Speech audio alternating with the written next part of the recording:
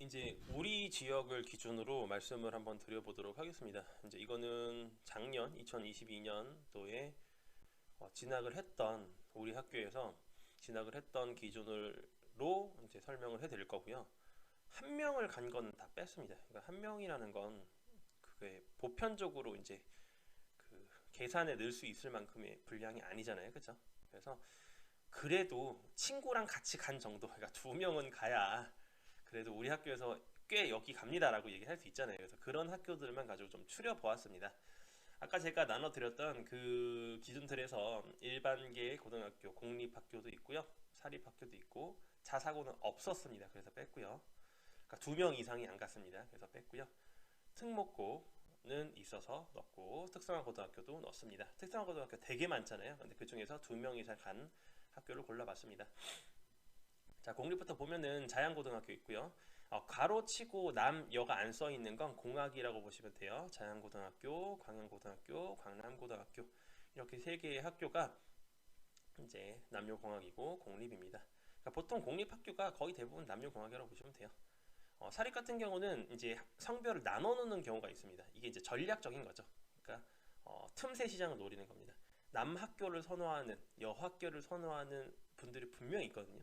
그래서 그런 분들을 위해서 아마 이러지 않을까 생각해 봅니다. 대원고등학교는 이제 남학교고요. 대원외고랑은 다른 학교인 거 아시죠? 그리고 대원여고는 이제 여자 학생들을 위한 학교고요. 이제 동국대 부속 여자고등학교, 동대부여고 줄여서 여자학교고요. 건대 부속, 건국대 부속 고등학교, 이제 이거는 공학이라고 보시면 되겠습니다. 특수목적 고등학교, 마이스터고 중에서 우리 학교에서 유일하게 갔던 학교는 서울 로봇고등학교입니다. 공립이고요. 남녀가 있긴 한데 남자 학생이 훨씬 많습니다. 엄청나게 많습니다. 그래서 특성화고등학교는 한양공고, 한양대학교 부속 공립이 아니고 공학고등학교 뭐 이런 거겠죠. 그리고 서울 디지텍고, 이것도 꽤 많이 선호를 하고, 상일 미디어고, 상일이니까 이제 강동구 있겠죠. 대동 세무고, 일신여상은 아마 노원구 쪽에 있는 걸로 알고 있습니다. 그래서 특성화고등학교는 특징이 사립고등학교가 많습니다. 굉장히 특히나 그러니까 서울 쪽이 사립고등학교가 정말 많고요. 그 중에서도 이 특성화가 굉장히 사립고등학교가 많습니다.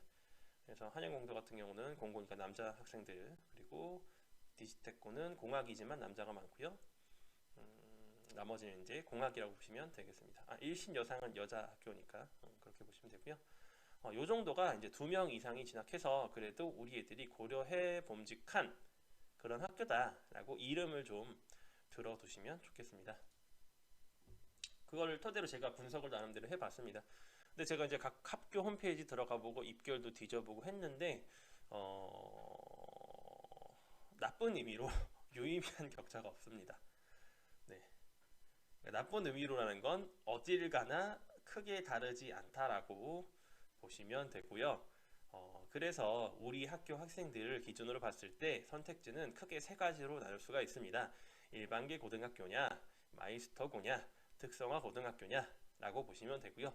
마이스터고와 특성화 고등학교는 같은 거지만 그래도 마이스터고는 대학 말고 취업을 목적으로 하는 것 중에서는 꽤나 그래도 특성화 고등학교에 비해서는 대우가 그래도 있기 때문에 좀 구분을 해봤습니다. 곧 이제 학부모님들과 학생들은 어느 학교를 가진가 보다, 그러니까 앞에 얘기했던 자원골간, 자양골간 이게 중요한 게 아니고요. 내가 가지고 있는 카드들을 가지고 어떤 전략으로 대학을 가고 싶다면 대입에 접근할 것인지, 취직을 하고 싶으면 어떤 종류의 취업을 하고 고등학교가 그것을 지원해 줄 수 있는지를 고민하시는 게 훨씬 더 합리적으로 보입니다. 이건 저의 개인적인 의견입니다. 다음 선택시 고려사항을 제가 준비해 봤으니까요. 이런 것들을 보시면서 같이 고민을 해보셨으면 좋겠어. 고등학교 선택시 고려해 볼 수 있는 조건들을 정리를 해봤습니다. 제가 아까 말씀드린 것처럼 유의미한 격차가 없다라고 하면 가장 중요한 건 통학 거리가 되겠습니다. 그러니까 유의미한 차이가 없는데 굳이 멀리 갈 필요가 없잖아요. 뭐 지하철 타고 버스를 타고 갈 필요가 없기 때문에 되도록이면 가까운 게 시간적으로 좋습니다. 아침에 1, 20분이 굉장히 학생들에겐 되게 큰 차이가 되고요. 이게 이제 누적이 됐을 경우에는 체력적으로도 약간 차이가 있을 수 있습니다. 그리고 뭐 학원을 요즘 다 다니니까 학원의 거리도 좀 고려를 해보면 좋겠죠. 두 번째는 이제 학교의 규모인데요. 이게 굉장히 생각보다 중요합니다. 여기서 이제 자세하게 설명 한번 해드릴게요. 학생 수가 많았을 땐 비율이기 때문에 1등급은 어차피 4%잖아요. 근데 4%라도 1000명이 있는 학교에서 4%랑 150명이 있는 학교에서 4%는 정말 차이가 있습니다. 물론 지금 1000명이 있는 학교는 없어요. 근데 정말 많은 숫자를 보유하고 있는 학교들은 아직도 300명, 400명 정도 있는 학교들이 있거든요.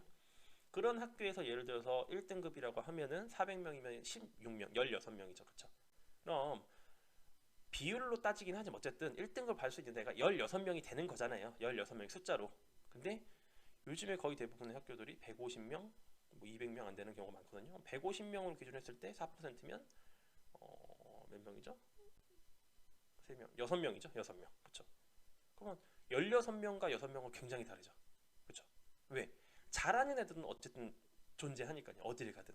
그래서 상위권에 드는 게 중요한데 그 상위권에 16명인가 6명인가는 굉장히 차이가 클 수밖에 없습니다. 더군다나 이제 공통 과목이 아닌 고2 때부터는 선택 과목을 듣기 때문에 선택 과목은 그 200명, 150명 중에서도 갈리죠. 예를 들어서 과학이면 4가지가 있으니까 물, 화, 생지. 뭐 물리 같은 경우는 이제 선호를 좀 안 하니까 어려우니까 뭐 30명, 20명 이렇게 되는 경우가 거의 대부분이거든요. 그럼 거기에서 1등급을 받는 건 0.8명이니까 반올림에서 1명입니다. 1명.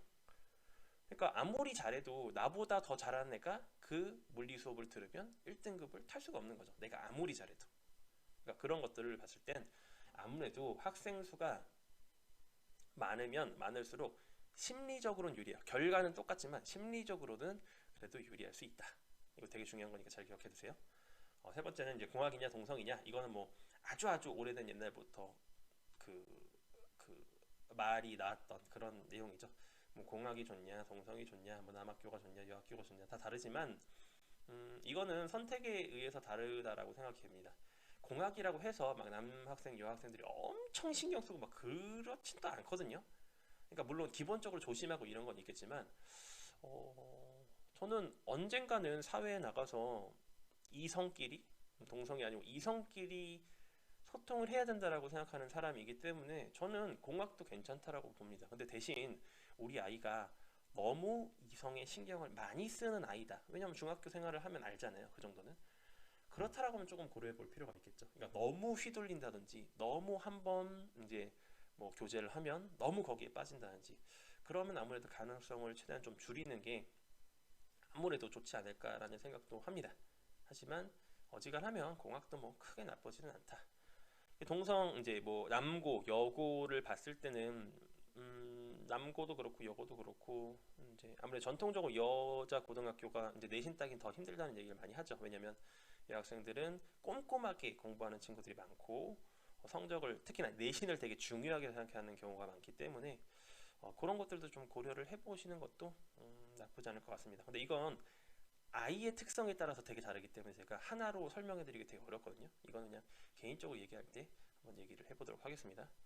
네 번째는 이제 3학년이 끝날 때쯤에 이제 고등학교에서 보통 입학 설명회를 굉장히 많이 하거든요. 보통 일반계 고등학교에서는 전체적으로 뭐 요즘엔 줌으로 하겠죠. 전체적으로 입학 설명회를 하고 특성화 고등학교는 이제 학교에서 찾아와서 보통 얘기를 많이 하는데요.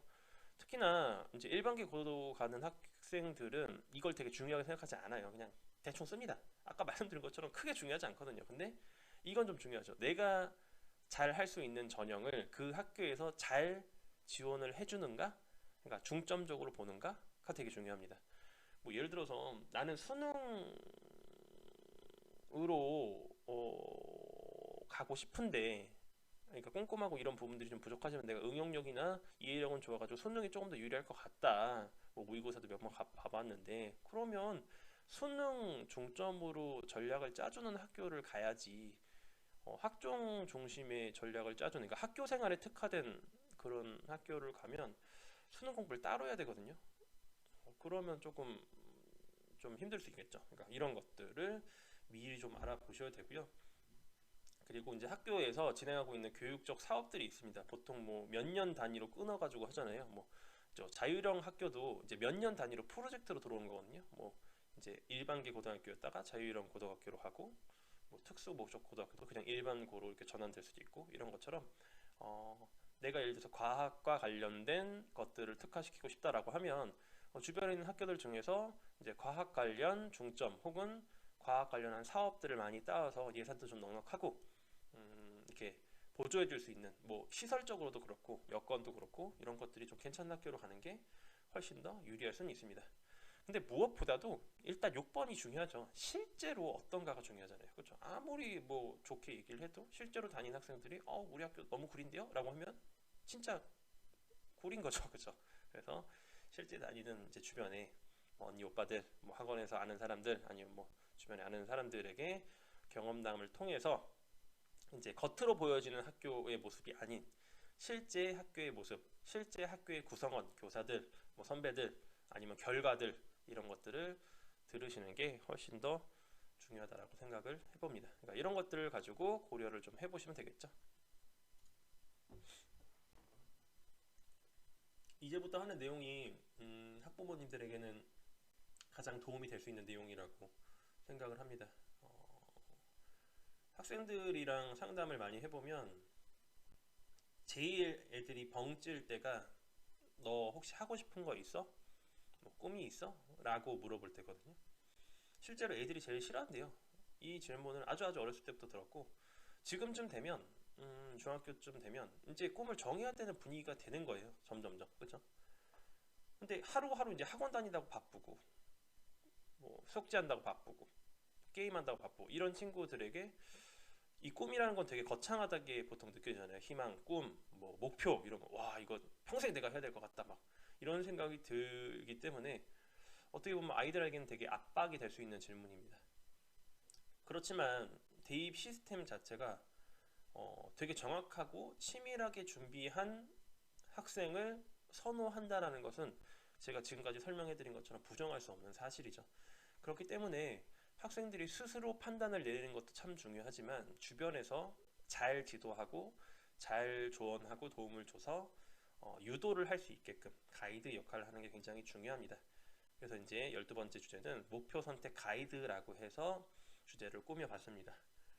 어떤 내용들을 얘기를 할 거냐면요. 단계별로 좀 접근을 하도록 하겠습니다. 일단 목표 선택을 정할 때 가장 중요한 내용인데 가장 안 하는 내용이거든요. 저는 보통 아이들이랑 뭐 진로 수업을 한다든지 상담을 얘기를 할 때 일단 그 친구부터 물어봐요. 너 뭐야? 너 어떤 사람이야? 부터 물어봅니다. 그러니까 너 뭐 잘해? 이런 게 아니고요.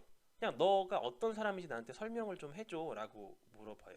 그러면 100명이면 95명 정도의 학생은 소개를 못합니다. 왜 못하면요, 나를 잘 몰라요. 그러니까 정확히는 나에 관심이 없어요. 그냥 사는 거지 내가 어떤 사람인지를 생각하면서 살지 않습니다. 이게 좀 어려우실 수 있으니까 예를 한번 들어볼게요. 저는 나를 사랑하는 가장 첫 번째 방법이 이런 거라고 생각해요. 내가 하루 중에서 몇 시에 가장 이쁘고 잘생겼는지 아나? 라고 물어봅니다. 그러니까 애들한테 하는 것처럼 해볼게요. 너희들 하루 24시간 중에서 몇 시에 너희들 제일 이뻐? 제일 잘생겼어? 이렇게 물어봐요. 그럼 애들이 막 웃어요. 하하 뭐 이러고요. 근데 대답하는 사람이 거의 없어요. 한 번도 생각해 본 적이 없는 겁니다. 그러니까 사람이 컨디션이라는 게 아침 다르고 점심 다르고 저녁 다르고 얼굴의 모양도 달라지는 거 알고 계시죠? 그래서 뭐 얼굴이 붓는 사람은 아침은 좀 띵띵 붓고 뭐 점심 때쯤 되면 뭐 괜찮고 이런 식이 되잖아요. 그러니까 그런 것처럼 나의 관심이 없으면 할 수 없는 대답들이 있거든요. 뭐 예를 들면 너희들 왼쪽으로 가른말을 탔을 때가 좋아? 오른쪽으로 가른말을 탔을 때가 더 나아? 뭐 이런 거. 아니면 사진을 왼쪽으로 찍었을 때가 나, 오른쪽으로 찍었을 때가 나, 전면으로 찍었을 때가 나, 뭐 이런 것들. 되게 사소해 보이지만 나에 대해서 관심이 없으면 할 수 없는 대답들입니다. 그래서 이렇게 일단 꿈이나 목표를 찾는다라는 건 내가 잘할 수 있고 내가 즐겁게 할 수 있는 걸 찾는 거잖아요. 그러면 일단 제일 중요한 나를 알아야 되는데 나에 대해서 크게 관심이 없더라고요, 애들이. 그래서 부모님들도 너 뭐 하고 싶니? 이런 거를 물어보기 전에 일단 그 친구가 본인을 스스로 객관적으로 판단할 수 있게끔 지도를 해주셔야 해요. 그러니까 나는 뭘 잘하고 뭐 했을 때 재밌었고 뭐 했을 때 즐거움을 느꼈고 반대로 뭐 했을 때 힘들었고 뭐 했을 때 어려움을 느꼈고 나는 어떨 때 어떤 성격을 가지고 있고 어떨 때는 어떤 성격을 가지고 있고 뭐 이런 것들 있잖아요. 요즘에 아주 쉽게 하면 MBTI부터 시작해가지고 일단 나라는 사람이 어떤 사람인지 알아야, 그리고 궁금증을 가져야, 애정을 가져야 정확히는 그로부터 자아 존중감이 생기고요. 그게 발전이 되면 지금 용어를 까먹었는데 자기 실현화 그 단어가 뭐였죠? 제가 자막으로 듣겠습니다. 까먹어가지고 그 내가 할 수 있다라는 마음이 커지거든요. 그래서 그런 것들부터 시작을 하셔서 천천히 아이들을 지도를 해 주셔야 합니다. 그러니까 내가 뭘 해야 돼가 아니고요. 나는 뭐든지 할 수 있어 라는 학생으로 일단 바꿔주셔야 돼요. 그러니까 누구야 너 이거 해야 되지 않아? 너 이렇게 지원 많이 해주고 이렇게 집도 이렇게 괜찮고 언니 오빠도 여기 갔는데 너 가야 되는 거 아니야? 가 아니고요. 너 뭐든 괜찮아. 뭐든 해봐. 너 뭐든 할 수 있는 사람이잖아. 라는 것을 먼저 이제 익숙하게 만들어 주셔야 됩니다. 자, 그것까지가 제일 어려워요. 그걸 하고 나면 그 다음부터는 아주 그냥 순차적으로 쭉쭉쭉 나갑니다. 자, 그러면 지금 이제 내 특색을 가지고 있잖아요. 이 장점을 가지고 있고 단점을 가지고 있고 여러 가지 장단점을 가지고 있는 내가 오늘 하고 싶은 걸 찾으면 돼요. 꿈이랑 목표라고 해서 평생도록 할 거 부모님들에게 여쭤보겠습니다. 부모님들 어렸을 때 하고 싶은 거 지금도 하고 계세요? 아니죠. 그렇죠. 사람이 삶에 따라서 상황에 따라서 유동적으로 바뀔 수도 있고 오늘 하고 싶은 게 내일 하기 싫을 수도 있고 올해 하고 싶은 게 내년에 하기 싫을 수도 있잖아요. 그렇죠. 그렇기 때문에 거창하게 생각 안 하셔도 됩니다. 그냥 지금 하고 싶은 게 뭔지를 몇 개 찾아보시면 돼요. 내가 예를 들어서 게임을 했는데 다른 애들은 그냥 재미로 게임을 하는 것 같은데 나는 뭔가 막 파고들고 분석을 하는 것 같아요. 엄청 막 집착하면서 하나하나 데이터를 따져가면서 그런 친구들은 뭐 게임 분석을 통해서 이제 그거부터 시작해가지고 아니면 뭐 통계라든지 이런 쪽으로 나갈 수도 있는 거고 아니면 정말로 게임에서 분석하는 그런 직업들이 있을 수도 있는 거고 그렇죠? 아니면 뭐 감독 이런 것도 있을 수도 있고 수치화해서 데이터화해서 이런 식으로 이런 것들도 있을 수 있는 거죠. 그래서 2번이 끝나고 나면 이제 3번으로 이제 발전할 수가 있는 거죠. 그러면은 뭐 제일 좋은 건 롤모델 하나 잡는 겁니다. 내가 생각했던 그 길에서 대표라고 할 수 있는 사람들, 그런 사람들의 행적을 찾아가는 거죠. 그 사람들이 어떻게 지금까지 살아왔는지, 길을 걸어왔는지를 잘 탐색해 보면 돼요. 요즘에 인터넷이 워낙 잘 발달되어 있어서 검색을 하면은 거의 대부분 찾을 수가 있습니다. 그럼 만약에 그 길에 대학이 있다라고 하면 이제 그때부터 대학이나 학과에 가는 정보를 수집하면 되고요. 대학이 아닌 다른 곳에 있으면 그 특정한 조건을 달성하는 기준을 또 똑같이 모으면 됩니다. 뭐 어떤 사람이 어떤 직업을 가지고 있고 내가 이걸 하고 싶은데 이게 대학은 가는 건 아니고 뭐 자격증을 따야 돼 예를 들어서 아니면 자격증을 가지고 뭐 포트폴리오를 만들어 가지고 뭐 회사에 취직을 한다. 그럼 그런 것들을 찾아보면 되는 거죠. 그리고 이제 그 찾은 것들을 가지고 경우의 수를 다 만드는 겁니다. 이게 되게 중요한데요. 이걸 이제 보통 컨설팅을 많이 해주죠. 그러니까 최상의 상태, 내가 가정할 수 있는 최상의 상태에서 최상의 결과의 경우의 수를 만들고 그리고 중간중간 다 채우고 가장 안 됐을 때도 최악의 경우도 상정을 하는 거죠. 그러니까 경우의 수를 최대한 많이 만들면 좋습니다. 그런 것들을 정리를 해서 공통적으로 이제 해야 되는 요소들이 있잖아요. 뭐 예를 들어서 뭐 10개의 대학을 준비를 했는데 그 중에서 가장 중요한 요소는 이거더라. 이거가 제일 중요하고 그 다음 게 이거더라. 이런 식으로 이제 정리를 하는 겁니다. 이거는 제가 실제로 해보면 한 방학 때 여유 있게 하면은 2주 정도면 할 수 있습니다. 그러니까 아예 모르는 상태에서 이 내용을 배우고 하는 거는 한 달이 넘게 걸리지만 이런 기본적인 정보를 아는 상태에서 검색도 할 수 있으면 요거는 시간 날 때마다 틈틈이 하면 돼요. 그런 경우가 있고요. 그리고 이제 고등학교 진학해서는 간단합니다. 해요. 결과가 나오죠. 그러면 그 경우의 수 중에서 분명히 맞는 게 있겠죠. 그대로 하시면 됩니다. 그리고 결과를 겸허하게 받아들이면 끝납니다. 제가 왜 중학교 때 이것을 미리 하라고 자꾸 강조를 하냐면요. 고등학교 때는 할 시간이 없어요. 마음이 불안합니다. 당장 내 거거든요. 내 일이거든요. 그렇기 때문에 이런 작업들이 시간이 많이 걸리는 작업들이에요. 귀찮고. 그러면 미리 귀찮은 작업들을 중학교 때 끝내놓으면 고등학교에 가서는 그냥 열심히만 하면 돼요. 열심히만 하고 결과에 따라서 넣기만 하면 됩니다. 그러면 끝입니다. 그러니까 말로는 간단하지만 이 과정에서 특히 1번이 너무너무 힘들거든요. 저도 이거를 좀 해보려고 노력하겠지만 쉽지 않습니다. 이거는 정말 찾기가 힘들고요. 그 다음부터는 그냥 쭉쭉쭉쭉 시간만 있고 이 노력만 하면은 충분히 할 수 있는 것들이니까 그렇게 어렵지 않습니다. 그래서 부모님들이 요 1번의 내용을 좀 핵심적으로 아이들에게 지도를 해주시고 조언도 해주시고 같이 얘기도 해보고 고민도 같이 해보는 그런 역할들을 추천을 해드립니다.